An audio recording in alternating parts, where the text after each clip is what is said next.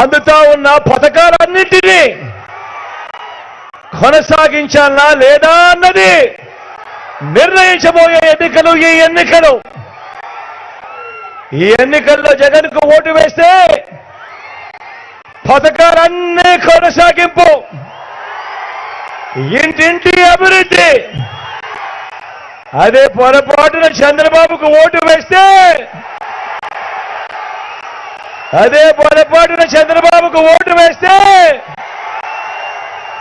పథకాలన్నీ ముగింపు, మళ్ళీ మోసపోవటమే. చంద్రబాబును నమ్మటము అనంటే కొండ చిలువ నోట్లో తలకాయ పెట్టడమే అన్నది ప్రతి ఒక్కరిని కూడా గుర్తుంచుకోమని కోరుతా ఉన్నా. ఇదే తన గత చరిత్ర చెప్పిన సత్యం. ఇదే సాధ్యం కాని హామీలతో తానిచ్చిన మేనిఫెస్టోకు ఇదే అర్థం. ఈ విషయాలు ప్రతి ఒక్కరిని కూడా గుర్తుపెట్టుకోవాల్సిందిగా కూడా మీ అందరితో కూడా సవినయంగా కోరుతా ఉన్నా. మొన్న ఈ మధ్యనే చంద్రబాబు ప్రధానమంత్రిని, దేశ హోంమంత్రి గారిని ఏపీలో వీళ్ళందరితో కూడా ఉమ్మడి సభలు పెట్టిస్తా ఉన్నాడు. ఈ ఉమ్మడి సభలు పెడుతూ చంద్రబాబు నాయుడు, ప్రధానమంత్రి అమిత్ షాను, చంద్రబాబు నాయుడు వీళ్ళందరితో కూడా ఉమ్మడి సభలు పెట్టిస్తా ఉన్నప్పుడు ప్రజలంతా కూడా ఏం ఆశించారు వీళ్ళ దగ్గర నుంచి? ప్రధానమంత్రి వస్తా ఉన్నాడు, అమిత్ షా వస్తా ఉన్నాడు, చంద్రబాబు నాయుడు పక్కన కూర్చోబెట్టుకొని వీళ్ళందరితో సభలు పెట్టిస్తా ఉన్నారు కదా. మరి వీరందరి దగ్గర నుంచి ప్రజలందరూ ఏం ఆశించారు?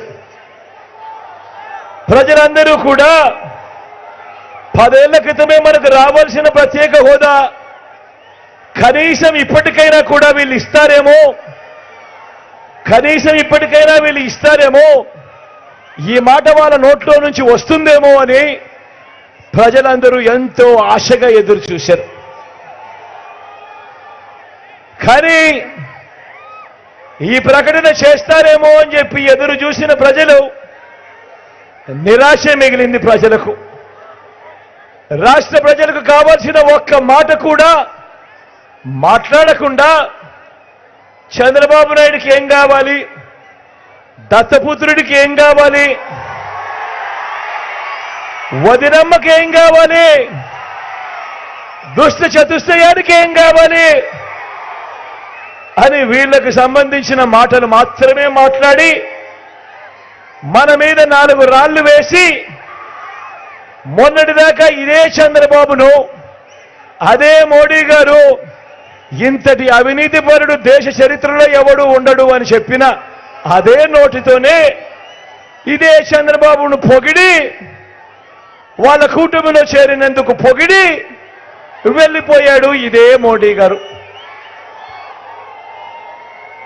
ఇది ఎన్డీఏ ఏపీ ఎజెండా.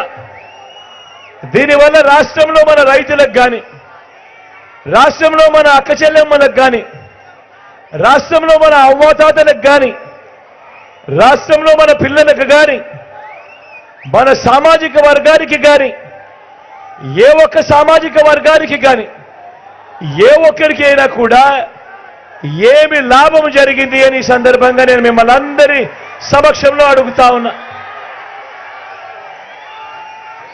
మరో వంక మీ బిడ్డ ఉన్నాడు, మరో వంక మీ జగన్ ఉన్నాడు. మీ బిడ్డ మీ జగన్ ఏం చెప్తా ఉన్నాడు?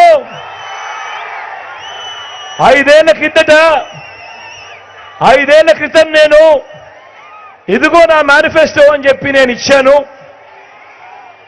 ఇందులో చెప్పినవి ఏకంగా 99% వాగ్దానాలు నేను అమలు చేసి ఈ చెప్పిన ఈ మేనిఫెస్టోను, అమలు చేసిన ఈ మేనిఫెస్టోను దీన్ని నేను ప్రతి ఇంటికి కూడా పంపుతూ, ప్రతి అక్కకు ప్రతి చెల్లెమ్మకు దాన్ని చూపిస్తూ, అక్క చెల్లెమ్మ మీరే దీన్ని టిక్కు పెట్టండి అని మీ బిడ్డ ఏకంగా 99% వాగ్దానాలు అమలు చేసి ప్రతి ఇంటికి వెళ్ళి ప్రతి అక్క చెల్లెమ్మకు, ప్రతి అన్నదమ్ముడికి, ప్రతి రైతన్నకు ఇది చూపించి మీరే దిక్కుపెట్టండి అని చెప్పి వాళ్ళని అడుగుతూ వాళ్ళందరి ఆశీస్సులు మీ బిడ్డ ఒకవైపున తీసుకుంటా ఉంటే, మరోవైపున మరి మన భారతదేశ ప్రధాని, కేంద్ర హోంమంత్రి చంద్రబాబు దత్తపుత్రుడు వదినమ్మ, మరి వీరంతా కలిసి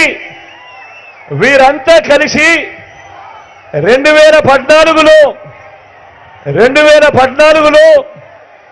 వీళ్ళు ఇచ్చిన మేనిఫెస్టోను వీళ్ళు కూడా చూపించి, ఇదిగో అప్పట్లో మేము ఇచ్చిన మేనిఫెస్టోను, ఇదిగో ఇవన్నీ కూడా మేము చెప్పాము, ఈ మేనిఫెస్టోనే కాకుండా ముఖ్యమైన హామీలనంటూ మా ఫోటోలతో చంద్రబాబు నాయుడు స్వయాన సంతకం పెట్టి, ఈ మాదిరిగా చంద్రబాబు ప్రతి ఇంటికి పంపించాడు, ఈ మాదిరిగా చంద్రబాబు పంపించిన సంతకం పెట్టి మా ఫోటోలు పెట్టి చంద్రబాబు మా ఇంటికి పంపించాడు, మీ ప్రతి ఇంటికి పంపించాడు, మీ ప్రతి ఇంటికి పంపించిన ఈ ముఖ్యమైన హామీలన్నీ కూడా మేము నెరవేర్చాము అని వీళ్ళు ఎందుకు చెప్పలేకపోతా ఉన్నారు అని చెప్పి మీ అందరి సమక్షంలో వీళ్ళని అడుగుతా ఉన్నా. మరి కూటమంటారు, డబుల్ ఇంజిన్ అంటారు, కూటమంటారు, డబుల్ ఇంజిన్ అంటారు.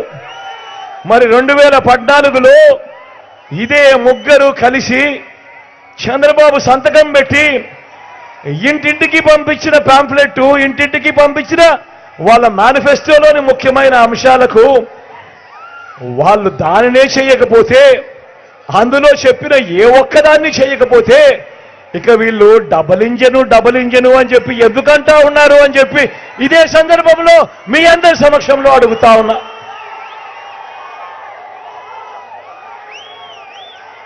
ఇదే చంద్రబాబు కూటమి ఒక పెత్తందారుల కూటమి. ఇదే చంద్రబాబు కూటమి ఒక పెత్తందారుల కూటమి. మొన్న ఈ మధ్య కాలంలోనే అమిత్ షా వచ్చాడు, చంద్రబాబును పక్కన పెట్టుకొని తాను మాట్లాడుతూ ఉన్నాడు. ఈ పెత్తందారుల కూటమి అంతా కూడా పేద పిల్లలకు గవర్నమెంట్ బడులలో ఇంగ్లీష్ మీడియం చదువులు చెప్పిస్తా ఉంటే తట్టుకోలేని పెత్తందారులు వీళ్ళంతా కూడా.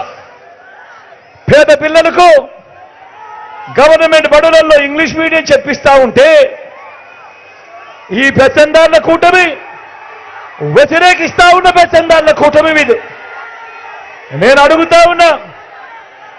మొన్న అమిత్ షా వచ్చి ఈ మాటలు మాట్లాడుతా ఉన్నా, ఈ ఢిల్లీ పెద్దలను అడుగుతా ఉన్నా, ఈ చంద్రబాబును అడుగుతా ఉన్నా, ఈ దత్తపుత్రుడిని అడుగుతా ఉన్నా, వీళ్లకు మద్దతు ఇస్తా ఉన్నా రామోజీరావును, ఈనాడు రామోజీరావుని అడుగుతా ఉన్నా, ఆ రాధాకృష్ణని అడుగుతా ఉన్నా, TV5 అడుగుతా ఉన్నా, వీళ్ళందరినీ అడుగుతా ఉన్నా, అయ్యా మీ పిల్లలు, మీ మనవళ్ళు, మీ వాళ్ళల్లో ఏ ఒక్కరైనా కూడా ఇంగ్లీష్ మీడియం బడులలో కాకుండా తెలుగు మీడియంలో కానీ లేదా మీ స్థానిక భాషలో కానీ మీ మనవళ్ళు, మీ పిల్లలు ఎవరినైనా మీరు చదివిస్తా ఉన్నారా అని ఇదే సందర్భంగా అడుగుతా ఉన్నా.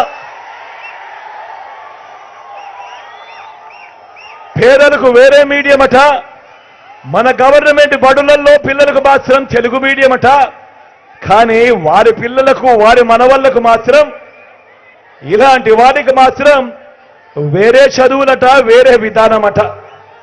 నేను అడుగుతా ఉన్నా, ఇటువంటి భావజాలం, ఇటువంటి పెద్దదారి భావజాలంతో ఇలాంటి వాళ్ళు ప్రజల ముందుకు వచ్చి మాకు ఓటు వేయండి అని చెప్పి ఇలాంటి వారు అడుగుతా ఉన్నారు అనంటే, ఇలాంటి వారికి రేపొద్దున ఓటు వేస్తే పేద పిల్లలు గవర్నమెంట్ బడులలో చదువుతా ఉన్న పిల్లలకు ఏ ఒక్కరికైనా కూడా ఇంగ్లీష్ మీడియం వీళ్ళు నేర్పుతారా అని ఇదే సందర్భంగా నేను మిమ్మల్ని అడుగుతా ఉన్నా. ఆలోచన చేయమని అడుగుతా ఉన్నా. ఈ రూపం మార్చుకున్న అంటరానితనం మీద మనం చెయ్యాల్సిన యుద్ధం ఇంకా ఎంత ఉందో ఒక్కసారి గుర్తుపెట్టుకోమని కోరుతా ఉన్నా.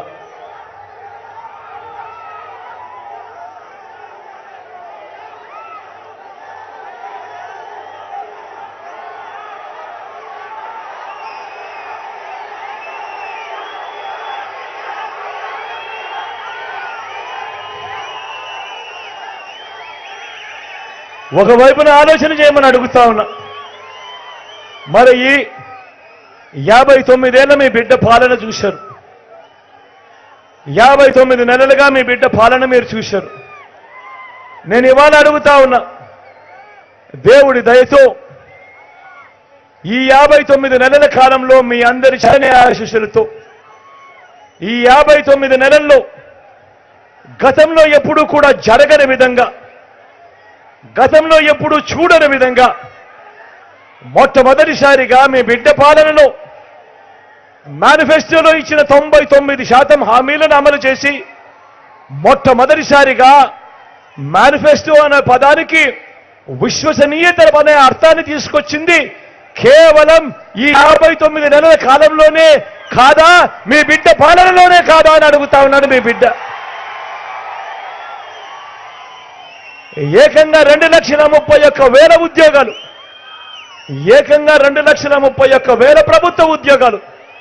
రాష్ట్రం ఏర్పడినప్పటి నుంచి మీ బిడ్డ పాలన వచ్చేదాకా రాష్ట్రంలో 4 లక్షల ఉద్యోగాలుంటే కేవలం ఈ 59 నెలల కాలంలో గతంలో ఎప్పుడు చూడని విధంగా మీ బిడ్డ పాలనలో మరో 2,31,000 ప్రభుత్వ ఉద్యోగాలు ఇచ్చినది ఎప్పుడైనా జరిగింది అనంటే అది కేవలం ఈ 59 నెలల్లో మీ బిడ్డ పాలనలోనే కాదా అని అడుగుతా ఉన్నాడు మీ బిడ్డ.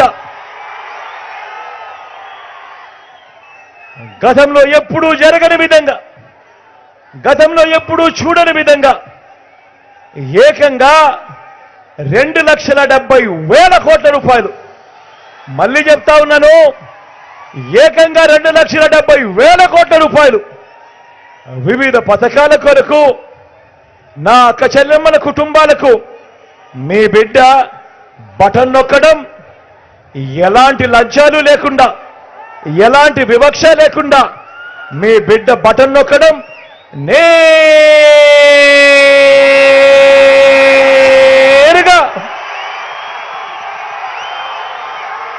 నా అక్క చెల్లెమ్మల కుటుంబాల ఖాతాలకే, వారి చేతికే అందుతా ఉన్న పరిస్థితి ఈ 59 నెలల్లో మాత్రమే జరిగింది. ఇంతకు ముందు ఎప్పుడైనా కూడా ఈ మాదిరిగా బటన్లు నొక్కడం కానీ, ఈ మాదిరిగా నా అక్క చెల్లెమ్మల కుటుంబాలకు నేరుగా వెళ్ళిపోవడం కానీ, లంచాలు వివక్ష లేకుండా ఈ మాదిరిగా ఇవ్వడం కానీ ఎప్పుడైనా ఇంతకు ముందు జరిగిందా అని అడుగుతా ఉన్నాడు మీ బిడ్డ. జరిగిందా అన్నా? జరిగిందా తమ్ముడు? జరిగిందా అక్క? జరిగిందా చెల్లెమ్మ? గతంలో ఎప్పుడూ జరగని విధంగా, గతంలో ఎప్పుడూ జరగని విధంగా నాడు నేడుతో బాగుపడే స్కూళ్ళు, నాడు నేడుతో బాగుపడ్డ గవర్నమెంట్ స్కూళ్ళు, గవర్నమెంట్ బడులన్నీ ఇవాళ ఇంగ్లీష్ మీడియం. గవర్నమెంట్ బడులలో 6వ తరగతి నుంచే పిల్లల ప్రతి క్లాస్ రూమ్లోనూ డిజిటల్ బోధన, ఐఎఫ్పి ప్యానల్స్. 8వ తరగతికి పిల్లలు వచ్చేసరికి ఆ పిల్లల చేతుల్లో ట్యాబులు. మొట్టమొదటిసారిగా ఆ పిల్లల చేతుల్లో బైలింగ్వల్ టెక్స్ట్ బుక్స్, అంటే ఒక పేజీ ఇంగ్లీషు, మరో పేజీ తెలుగు. మొట్టమొదటిసారిగా 3వ తరగతి నుంచి ఆ పిల్లలకు టోఫుల్ క్లాసులు. మొట్టమొదటిసారిగా 3వ తరగతి నుంచి సబ్జెక్ట్ టీచర్లు. మొట్టమొదటిసారిగా గతంలో ఎప్పుడూ జరగని విధంగా ఇంగ్లీష్ మీడియం నుంచి ఐబీ దాకా ఈరోజు మన పిల్లల ప్రయాణం. ఎప్పుడు జరగని విధంగా బడులు తెరిచేసరికే పిల్లలకు విద్యా కానుక, బడులలో పిల్లలకు గోరుముద్ద, పిల్లల చదువులకు తల్లులను ప్రోత్సహిస్తూ గతంలో ఎప్పుడూ చూడని విధంగా ఆ తల్లులకు ఓ అమ్మఒడి, పెద్ద చదువుల్లో కూడా విప్లవాలను తీసుకొని వస్తూ పెద్ద చదువుల కోసం ఏ తల్లి ఏ తండ్రి ఇబ్బంది పడకుండా పూర్తి ఫీజులతో ఆ పిల్లల కోసం అండగా నిలబడుతూ పూర్తి ఫీజులు కడుతూ ఓ జగనన్న విద్య, ఓ జగనన్న వసతి దీవెన. ఈరోజు రాష్ట్రంలో ఇంజనీరింగ్ స్టూడెంట్లు కానీ, డాక్టర్లు కానీ, డిగ్రీలు చదువుతా ఉన్న వాళ్ళు కానీ ఈరోజు రాష్ట్రంలో ఏకంగా 93% మంది ఈరోజు జగనన్న విద్యా దీవెన, జగనన్న వసతి దీవెన అందుకుంటా ఉన్నారు అనంటే తేడా గమనించమని కోరుతా ఉన్నా. మొట్టమొదటిసారిగా పెద్ద చదువుల కరికులం మారింది. కరికులం మొట్టమొదటిసారిగా జాబ్ ఓరియంటెడ్గా మారింది. మ్యాండేటరీ ఇంటర్న్షిప్ ఈరోజు కరికులంలో భాగమైంది. ఇంటర్నేషనల్ కోర్సులు హార్వర్డ్, ఎల్ఎస్సి, ఎంఐటి, స్టాన్ఫోర్డ్ లాంటి యూనివర్సిటీల కోర్సులు ఈరోజు ఆన్లైన్లో వాళ్ళ చేత సర్టిఫికెట్లు ఇస్తూ ఈరోజు మన డిగ్రీలతో ఈరోజు అనుసంధానమైంది. నేను ఇవాళ మిమ్మల్ని అందరినీ అడుగుతా ఉన్నా, ఈ విద్యా రంగంలో తీసుకొచ్చిన ఈ విప్లవాలు, ఈ 59 నెలల కాలంలో మీ బిడ్డ తీసుకొచ్చిన ఈ విప్లవాలు గతంలో ఎప్పుడైనా జరిగాయా అని అడుగుతా ఉన్నాడు మీ బిడ్డ. జరిగాయా అన్నా? జరిగాయా తమ్ముడు? అక్క జరిగాయా? చెల్లెమ్మ జరిగాయా? జరిగాయా ఎప్పుడన్నా? పెద్దమ్మ ఎప్పుడన్నా జరిగాయా?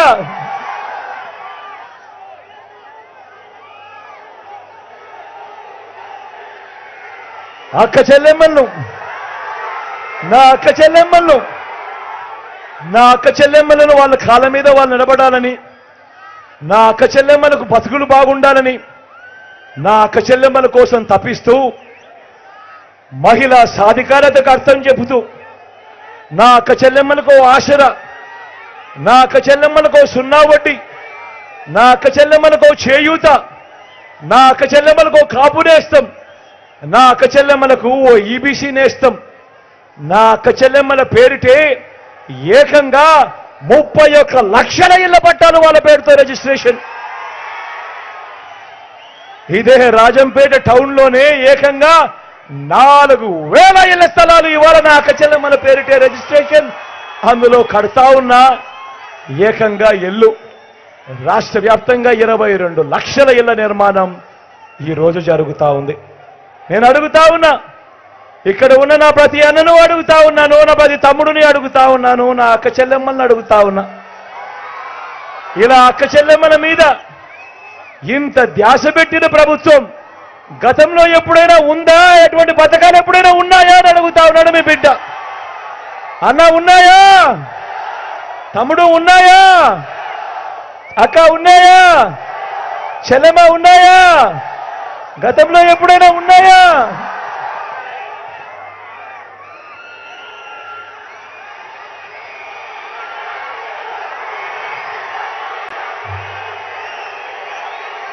గతంలో ఎప్పుడు చూడని విధంగా, ఎప్పుడూ జరగని విధంగా మొట్టమొదటిసారిగా రైతన్నలకు పెట్టుబడికి సహాయంగా ఆ రైతన్నలకు రైతు భరోసా మొట్టమొదటిసారిగా జరిగింది. ఆ రైతన్నలకు తోడుగా, ఆ రైతన్నలకు ఒక ఉచిత పంటల బీమా, ఆ రైతన్నలకు అండగా సీజన్ ముగిసేలోగానే మొట్టమొదటిసారిగా రైతన్నలకు ఇన్పుట్ సబ్సిడీ ఇచ్చే కార్యక్రమం. పగటి పూటే 9 గంటలు ఆ రైతన్నలకు నాణ్యమైన ఉచిత విద్యుత్, రైతన్నను చెయ్యి పట్టుకొని నడిపిస్తూ గ్రామంలోనే రైతన్నకు అండగా ఓ రైతు భరోసా కేంద్రం.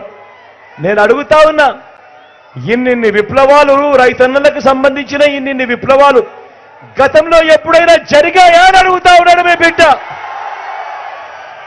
అన్న జరిగాయా? తమ్ముడు జరిగాయా? జరిగాయాక? జరిగాయా అమ్మా? గతంలో ఎప్పుడూ కూడా జరగని విధంగా స్వయం ఉపాధి రంగానికి అండగా ఉంటూ ఆటోలు, టాక్సీలు, డ్రైవర్లు నడుపుకుంటా ఉన్న వాళ్ళందరికీ కూడా వాహన మిత్ర మొట్టమొదటిగా స్వయం ఉపాధికి తోడుగా ఉంటూ నేతన్నలకు నేతన్న నేస్తం, మత్స్యకారులకు మత్స్యకార భరోసా, తోడు చేదోడుతో శ్రమజీవులకు అండగా లాయర్లకు కూడా లా నేస్తం. ఇంతగా స్వయం ఉపాధి రంగానికి ఇన్నిన్ని స్కీములు పెట్టి తోడుగా ఉన్న ప్రభుత్వం గతంలో ఎప్పుడైనా ఉన్నాదా అని అడుగుతా ఉన్నాడు మీ బిడ్డ. ఇన్నిన్ని పథకాలు ఎప్పుడైనా ఉన్నాయా అని అడుగుతా ఉన్నాడు మీ బిడ్డ. ఉన్నాయా అన్నా? ఉన్నాయా తమ్ముడు? పేదవాడి ఆరోగ్యానికి భరోసా, ఏ పేదవాడు వైద్యం కోసం అప్పుల పాలయ్యే పరిస్థితి రాకూడదు అని ఆ పేదవాడికి అండగా ఉంటూ మొట్టమొదటిసారిగా ఓ విస్తరించిన ఏకంగా 25 లక్షల దాకా ఉచితంగా ఆరోగ్యశ్రీ. ఒక్క ఆరోగ్యశ్రీయే కాకుండా ఆ పేదవాడు ఆపరేషన్ చేయించుకుంటే ఆ రెస్ట్ పీరియడ్ లో కూడా ఆ పేదవాడికి తోడుగా ఓ ఆరోగ్య ఆసరా. ఈ ఆరోగ్య ఆసరా ఆరోగ్యశ్రీయే కాకుండా గ్రామంలోనే ఆ పేదవాడికి ఓ విలేజ్, గ్రామంలోనే ఆ పేదవాడికి విలేజ్ క్లినిక్, గ్రామంలోనే ఫ్యామిలీ డాక్టర్, పేదవాడి ఇంటి తలుపు తట్టుతూ ఆ పేదవాడికి